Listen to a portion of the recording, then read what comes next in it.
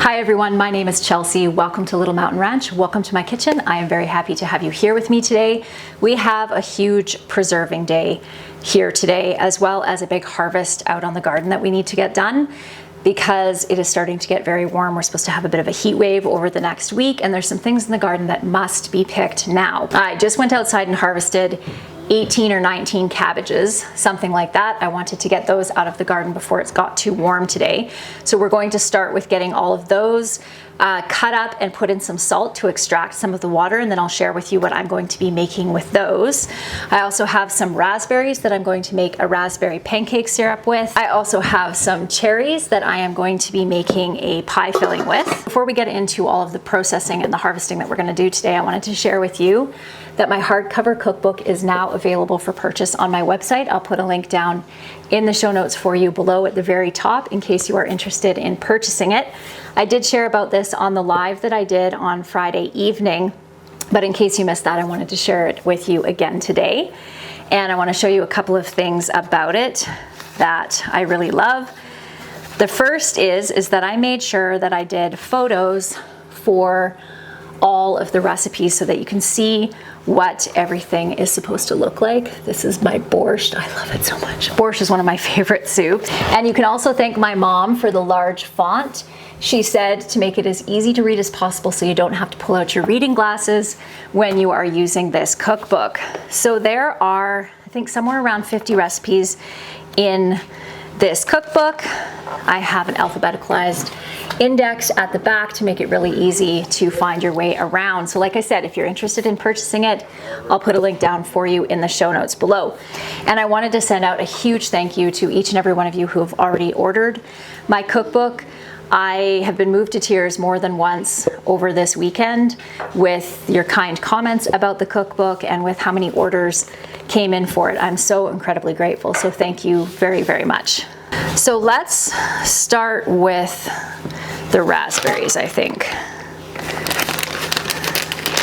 And I am going to make a super simple raspberry jam that's just raspberries and sugar heated up to around, I think it's 220 degrees Fahrenheit.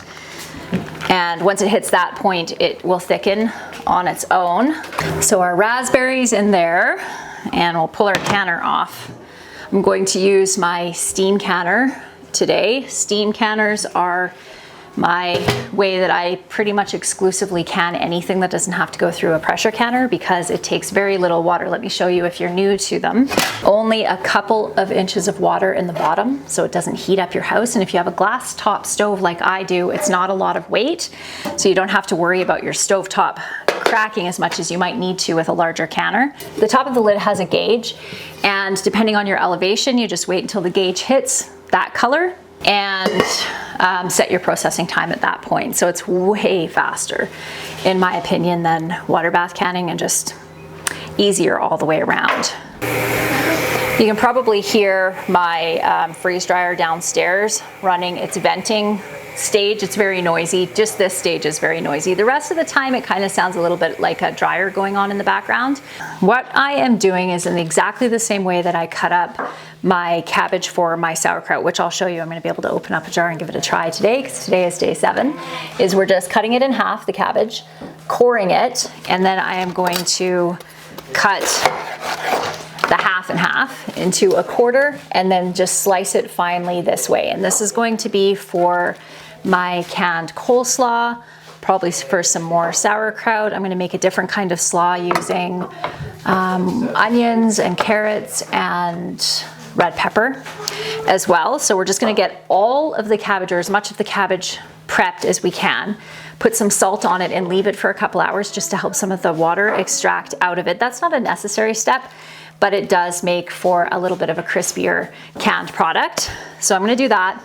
I have my 2 pots with my cherries and my raspberries on the stove, and I have added maybe half a cup of sugar to every cup of fruit, and I'm going to heat those up. Like I said, I'm going to heat the raspberries up to 220 degrees Fahrenheit, and the cherries, I'm just going to heat them up until the sugar is dissolved.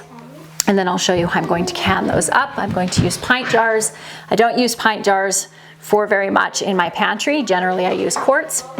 But for these, I am going to use up some pint jars. So before we get into the chopping, I'm going to show you what my sauerkraut is now looking like. And I'm going to open it up and give it a taste and see where we're at for flavor. So this is my horseradish leaf that I put in the top to help hold everything down. Horseradish leaves have tannins in them, the same as a grape leaf or a raspberry leaf does. So if you add it to your pickled products, it can help them be a little bit crunchier. So let's give the sauerkraut a taste. So this is has garlic in it and grated carrot as well.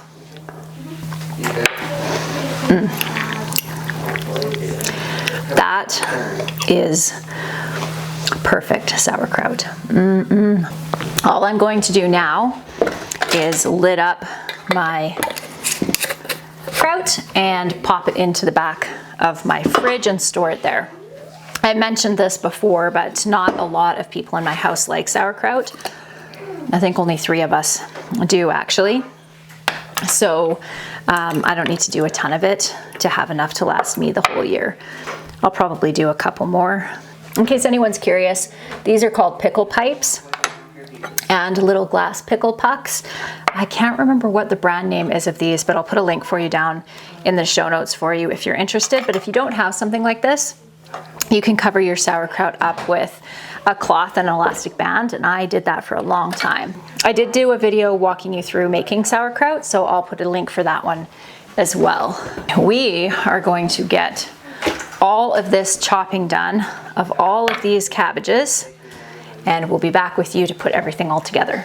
So what I have here is some more finely chopped cabbage, and this bowl is going to be for coleslaw. And then this stuff, which is more coarsely chopped, is going to be for the slaw that I'm going to make. And to be honest, I didn't actually know that there was a difference between coleslaw and slaw until I was looking up recipes today. So apparently slaw has more in it, and you can even put jalapenos and things like that in there. I am just going to be adding, like I said, carrots, peppers, and onions to mine. So I think what we're going to do is keep an eye on this boiling jam over here so it doesn't boil over.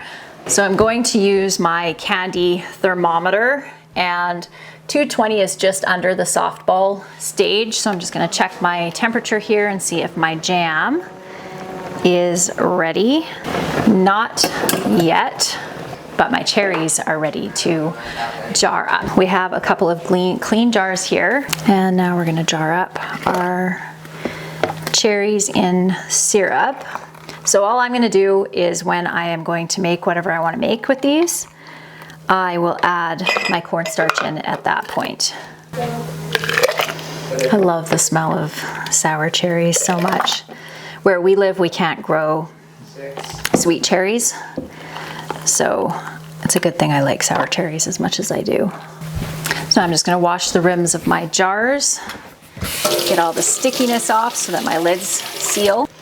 So I'm using my favorite of all time canning lids, 4 Jars canning lids. And the reason that you see these all over the internet, if you watch YouTube or over on Instagram, is because they are such good quality lids. Genuinely, I'm the type of person that really sticks to what I use. I don't really question it, so I've been using the same canning lids forever. But when I was offered a chance to try these lids last year, I gave them a fair shake. I wanted to try them for a long time before I started chatting about them with you guys, but they are the best lids. So I've completely switched now to using 4 Jars lids exclusively. Look at how pretty that looks. Isn't that beautiful? So we're gonna pop these into our canner, which I have just turned on, and then start jarring up our raspberry jam. Look at that gorgeous jam. It's already starting to jelly a little bit. Look at this jar. It's square. I love it. That one. And then this one. I love canning jars. Okay, so actually, I think I want to use these 2 pretty ones because this is really beautiful jam. The color of it is just gorgeous. So after I have this in the canner, we are going to head outside and get some harvesting done. And depending on how it goes out there, I might just pull out all the garlic. I don't have a huge amount of, ooh, that is not gonna be enough jam for that. Oh well, I guess that little one's gonna go right into the fridge.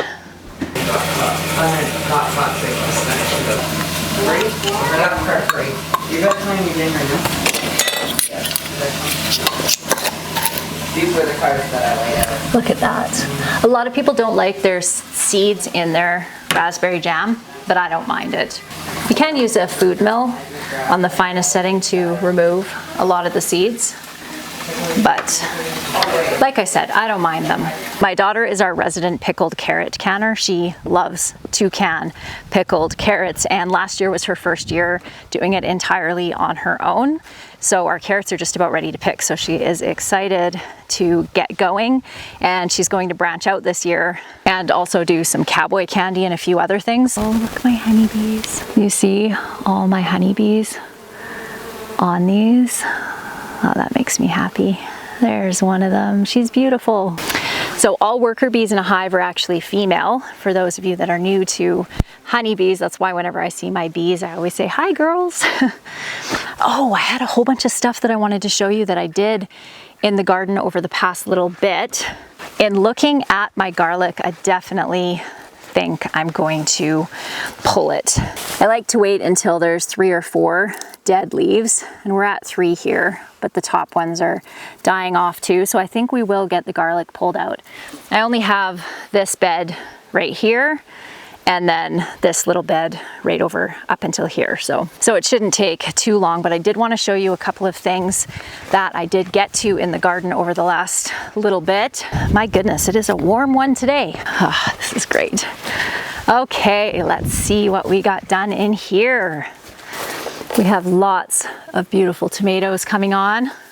We got most of the trellising and the pruning and everything done in the high tunnel. So you can actually walk through here now.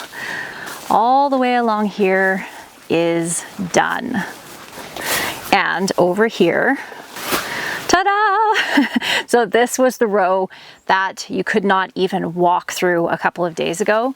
So I've been really, really aggressive with the pruning on this side because it was mostly these tomatoes that were right over onto the pathway. And I have gone along and topped the majority of the indeterminate Amish paste tomatoes on this side. I still have a ton of thinning work left to do so that I can even see the tomatoes that are in amongst all of these tomato plants on this side, but at least I can walk down the aisle now, which is going to make harvesting a million times easier. Over on this side, I have been harvesting some cherry tomatoes that were sun gold. Where are they here? Aha! So these little ones, the sun golds, are the only cherry tomato that I grow now. Really yummy. Oh, there's another one. I only grew a couple of plants this year. Lots of beautiful tomatoes coming on these plants. I have been able to harvest a few ripe, larger slicing tomatoes, maybe 3 or 4 of them out of here, but we're still weeks away from really starting to get into larger harvests. And that is okay because we have so much to harvest out of the main garden right now. I don't mind if this holds up another couple weeks. We are going to harvest all of the cauliflower, pickling cucumbers, and whatever remains of the broccoli. And then on our way back up to the house, I'll show you the crop garden. It looks a million times better than the last time you guys saw it.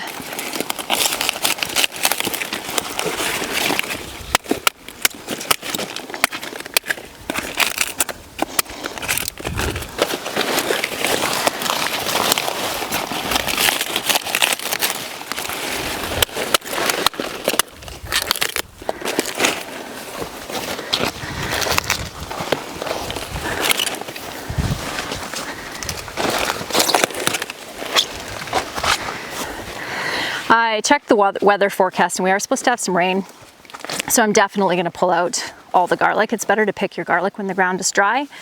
So I'm going to pull that out and I'll show you where I hang it to cure. I also want to pick a couple of carrots and a few onions. Okay, let's pick some beautiful bolero carrots for our slaw. Look at those beauties. The beautiful poppies are just looking more beautiful each and every day. I think this one right here is probably my favorite. Now we have our carrots. We're gonna grab a couple of onions. What kind of onions are we gonna get? I think we'll just pick some of our beautiful red wing onions.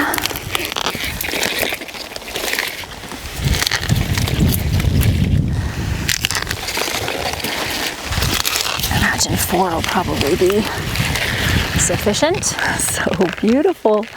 Okay, I just grabbed a shovel. So let's dig out this garlic.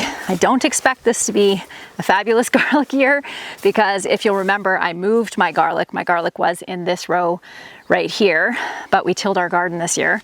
So I had to move it, and yeah, so we'll see how it is. Actually, hold that thought. I'm just gonna run over and go through the pickling cucumbers first. I think I will forget to come up and check this, the pickling cucumbers, if I don't do it right now.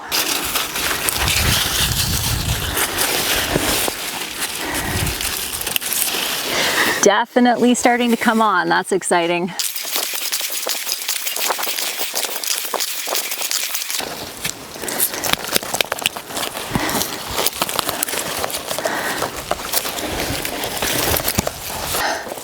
They're not the hugest bulbs in the world, but not too shabby at all. Well, I am very glad that I pulled them because there's a couple of them that have started to split like that. So I'm glad I followed my gut. I'm just gonna let these sit out in the sun for the next little bit and just to dry them out a little because they were a little bit wet on the bottom so that I can shake the dirt off, and then I'll go hang them up and I'll show you how we cure them. Okay, so we're gonna grab our zucchini that we need to harvest, and then we're gonna head up to the crop garden and I'll show you what we've done up there.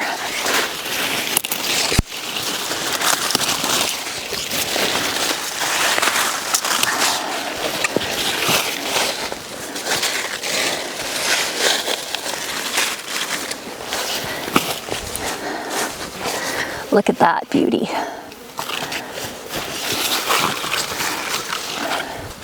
I've been harvesting out of this onion patch, so it's looking a little spotty, but we have the potatoes mostly weeded up this way too.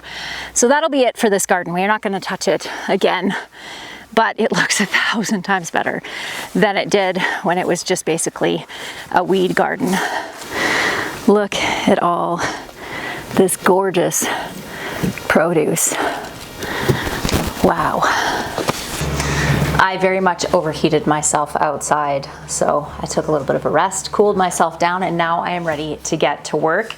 This kind of kitchen day is very exciting to me. So let me show you what we have going on.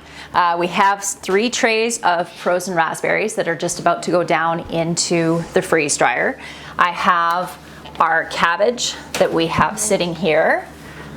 That's been sitting in the salt for the last couple of hours and is ready to be used. I have scrubbed pickles over here, and I'm going to make some dill pickles using a recipe that one of you sent me. We have all of our zucchini sitting down here, and we're going to prepare that for our zucchini relish. That is going to sit overnight in the refrigerator to allow as many of the juices to be extracted from the zucchini as possible. So we won't be making the zucchini relish until my next video, but we're gonna do the prep for that. We have our beautiful canning that we just did earlier this morning. We have some blanched cauliflower that I need to cool off a little bit more. That's going to go into the freezer, waiting for the freeze dryer to have some space. We have 3 more bowls of cabbage chopped up over here.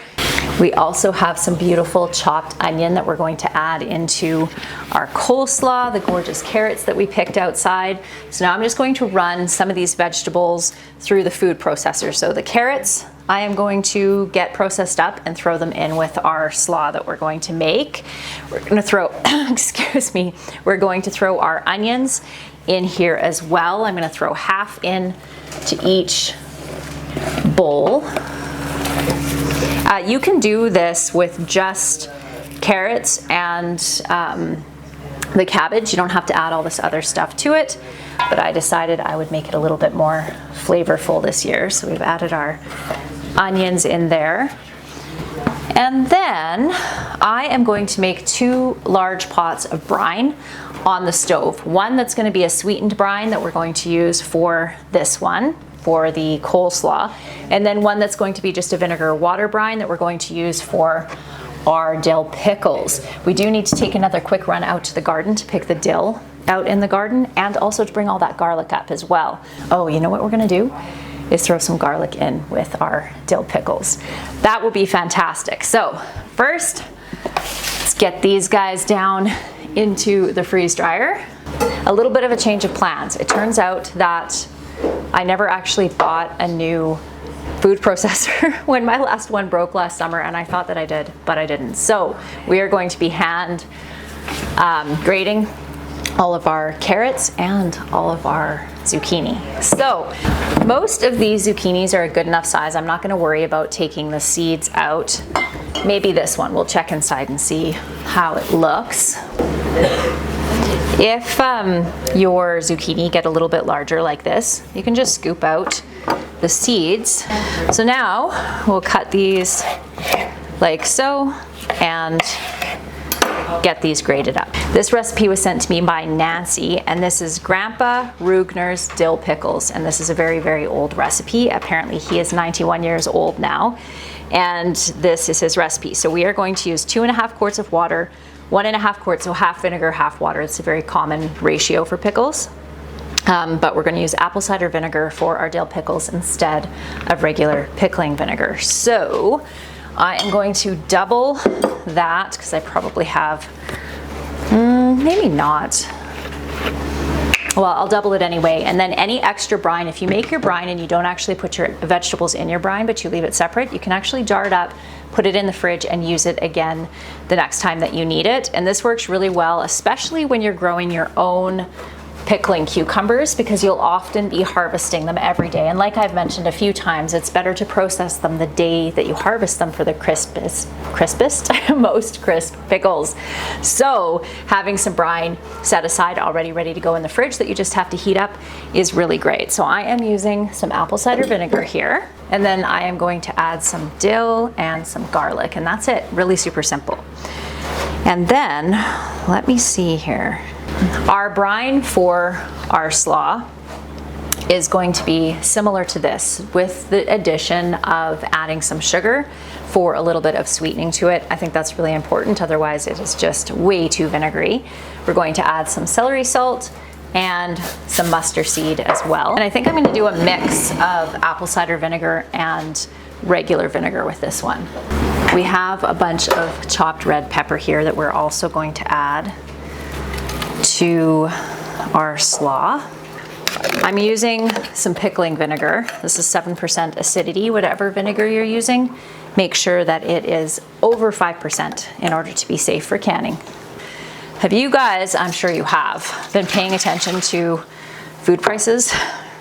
It's insane. I was over at my son's house and they were telling me that they had just gone grocery shopping, and that the types of things that they can buy now compared to what they used to be able to buy, as far as just even the quality of food, has gone down so much, just because food has become so extremely expensive. It is crazy. So for this one, I'm going to do 2 parts vinegar to 1 part water, and I'm going to add, I think, around a cup of sugar to that. I will link the recipe that I'm using as a base for this down in the show notes for you. So now we'll get this one on. With the zucchini relish, it is a really good idea if you can soak it with some salt overnight in the fridge, because there's a lot of water in zucchini and you don't want to have watery zucchini relish. I've done that before, and then when you go to put it on a hot dog or anything, it kind of makes the bun a bit soggy. So doing it this way is the best way. It is very cold on the hands. Good idea to wear some good thick rubber gloves to have to squeeze out all of the liquid the following day. But it is a step that is 100% worth it. This is going to be just gorgeous. So this just water bath cans for 10 minutes. It doesn't have to can for too long, so it should retain some of this gorgeous color. Do you know what never gets old for me? Is making food that I grew with my own hands. This entire bowl of these gorgeous vegetables was grown right here. It makes me very happy. Sometimes the garden can seem a little bit overwhelming as far as just the amount of work it can take. It's not often that I feel like that with my garden, actually. But when I make a bowl of food like this that I get to preserve for the winter, I feel like I have won the lottery. So all those zucchinis made about this much. And so once I have one of my big bowls free, I'm going to put it into my big bowl with some salt and cover it up with a plate. Actually, I'll probably weight it. That's what I normally do with my bread and butter pickles. We'll go through that when we get to the bread and butter pickle stage. But I'll weight it down and then put it in the fridge. And like I said, I'll share all that with you on my next video. I got some dill from down in the garden. I didn't plant very much dill this year. I don't know what I was thinking. And then I also got some garlic, and some of these cloves are enormous. So I am going to clean them up really well and then cut them into smaller chunks. So one of the things that I am going to do with my pickles is cut off the blossom end of the pickle. There's some enzymes in there that can make your pickles what's the word I'm looking for? Mushy. That's the word I'm looking for. These pickles didn't look big to me when I was down in the garden, but now they look huge. If you don't have fresh dill, you can absolutely use dried dill. I have done that in past years to just fine success. I like lots of dill in my pickles. Lots of dill. So I'm gonna take some chunks of garlic and put that in. Ooh, I have a little cut on my finger. Ooh, that's hot.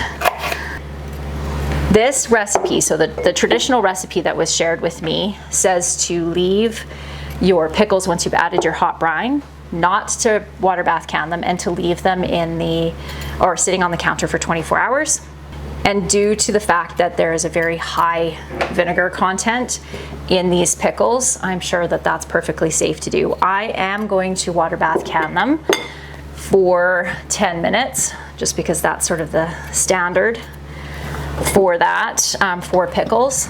And because these are such fresh pickles, I'm sure they're gonna be nice and crispy. I do a mixed pickle. I usually add onions and cauliflower to my sweet pickle mix, and my family really likes those. I actually still have quite a few jars left, but I've just told the kids to start gobbling those up over the rest of the summer. Normally we don't eat a lot of canned food in the summertime, but I think I'm going to get a fairly decent crop of pickling cucumbers this year, so I'd rather freshen up the stuff that's in the pantry and get the older stuff eaten up. I missed adding the salt. So there's actually, to this, there is 3/4 cup of salt. I love when you send me recipes, by the way. I'm keeping a file in my email of all of the recipes that are being sent to me, so that come winter time, when I start making lots of cooking videos again, once we've got the pantry all filled back up and all of the preserving is all done, I plan to pull those recipes out and share them with you all. There's some really good ones, and ones from all over the world. So I'm really excited about that. Oh, vinegar. Because there's no sugar in this, I don't have to get too carried away about wiping the rim off. Just good enough to get any food particles that might be on there off. Around 3/4 of an inch of head space. That's not gonna work. Take that extra pickle that I squeezed in there out. Pickles are done over here, so we're gonna let them cool off a minute. I have my slaw, in with the brine over here.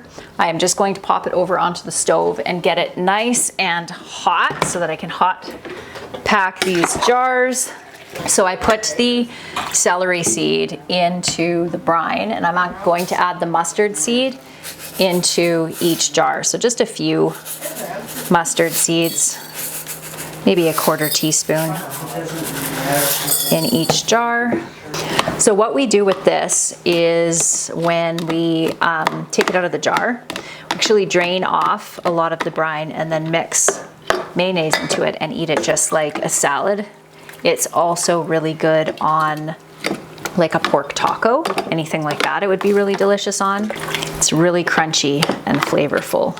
A little bit sweet, a little bit sour. Did I tell you that I decided to go with Fern for the new calf? She is just a fern to me.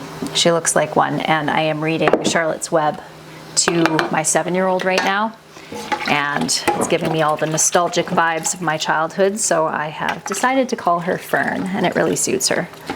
I'm gonna get the rest of this stuff jarred up and canned, both batches, and I'll be back with you again when I'm done.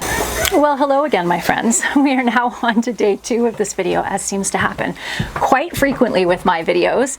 I decided that I was going to put in the zucchini relish recipe into this video since I'm in the process of doing it. I ended up doing 14 quarts of the slaw last night. I plan to do another 14 right now. I just need to go down to the garden and grab some more carrots because I ran out of carrots. I just ran down and grabbed onions because I needed onions too for the relish, and I forgot to grab the carrots. So I thought it was a great excuse to come out to the garden. I take any excuse I can. That should do us. Problem is, when I come down to the garden, I just want to stay down in the garden, but way too much canning to do today for that. So we'll head back up and do some canning. Dan is out right now. You can see our hay is actually cut. Yay! So he is out baling hay. By far the worst hay year we have ever had. The lower meadows that you can see down there, those are flood meadows. So they flood in the spring, and it's peat, like a peat bog down there, so it stays nice and wet. But our upper meadows don't have any irrigation. So without rain, they don't grow very well. We had cows break out through our hot wire onto our north hay meadow, which is out this way, multiple times. And so they ate down some of the hay, and then our baler broke and we weren't able to, or the baler and the mower actually broke, and we weren't able to get up our hay when we should have, and we're probably 3 weeks behind when we should have hayed. But like I have been saying all summer long for all different sorts of things, better a little bit than none at all. Dan's out there getting the hay baled up. I'm gonna be inside dealing with all this produce that I have to deal with. By the end of the day, we should have quite a bit accomplished, and then we are going to go to the lake. So this is where I have the garlic hung, so they're in clumps of 10. Not very much garlic this year. Normally, this entire thing all the way along is completely packed with garlic. So again, back to what I was saying, rather a little bit than none at all. I have my vinegar and my sugar in this pot. I'm just gonna bring it over here, set it on the stove. And that was, how many? So that's 6 cups of sugar, 2.5 cups of white vinegar. I'll make sure that I put the recipe down in the show notes for you as well.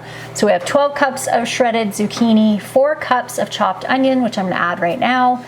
I put the zucchini, like I showed earlier, in the fridge overnight. Look at how much it's shrunk down. So now I'm actually going to manually squeeze it out and put it in this bowl over here so we can extract as much of the liquid from it as possible. As you can see, you can squeeze a lot of liquid out, and you want to get as much of that liquid out as you can. And having this sit in the fridge overnight makes it quite chilly, so just be warned that your hands may get cold and a little bit achy doing this. 3/4 of a teaspoon of turmeric, and that just gives it a nice yellow color. A little bit of black pepper. Okay, now we're going to add our zucchini, pepper, and onions to our pot, and a tablespoon of cornstarch. You can omit the cornstarch if you like. So now we just let that simmer for for 30 minutes and then we can it up. Pepper looks beautiful.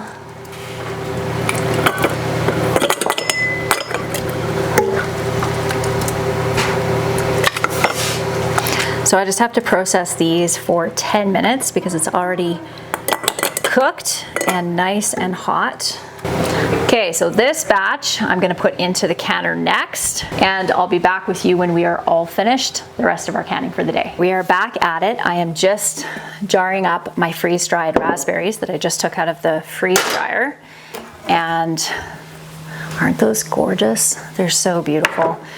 I really do love my freeze dryer. We're about 6 months in of using it. We've owned it for longer than that, but we've used it quite a bit over the last 6 months, especially over the last 3 or 4 months. And I adore it. It has pretty much replaced my dehydrator for most things. Dehydrator still for things like fruit leather, which honestly I don't really make that much, for doing beef jerky, and I think that's about it. That's all I'm really going to be using. Oh, and I use the dehydrator to make yogurt. It's a great machine for making yogurt. All of the food that I am planning on using over the winter time, I'm just storing in jars like this. It's really, really pretty for one. But it is also a totally fine way rather than using Mylar, which is fairly expensive. There we go, ready for storage. I did put 2 oxygen absorbers in there just because there's so much air in this jar. And then I have some of the cauliflower. I think I might have shown you that earlier. So the last thing on the preservation list for today, which I'll probably do a little bit later on, is to process all of this cauliflower. So my plan with this is to cut it all up, blanch it for 3 minutes, freeze it, and then as I have space in my freeze dryer, I'm going to run it all through my freeze dryer. I might leave a few bags in the freezer, but my goal is to freeze dry the majority of my cauliflower. We have somewhere around 38 of the coleslaw here, and then a couple of them that are the slaw that have all of that good stuff like the peppers and the onions and the carrots in it. And then we have 5 of the jars of pickles here. I did do 6, but one of the jars actually broke. Look at this beautiful relish, isn't that gorgeous? So we have 9 of the pints and then 1/2 pint of relish here. And then we ended up with 4 of the cherries and 4, I think it was 4, was it 4? Or 3, no, it was 3. So we ended up with 1, 2, 3, 4, 5 of the cherries and 3 of the raspberry jam. Isn't that cool? I love the way that jar looks, it's so beautiful.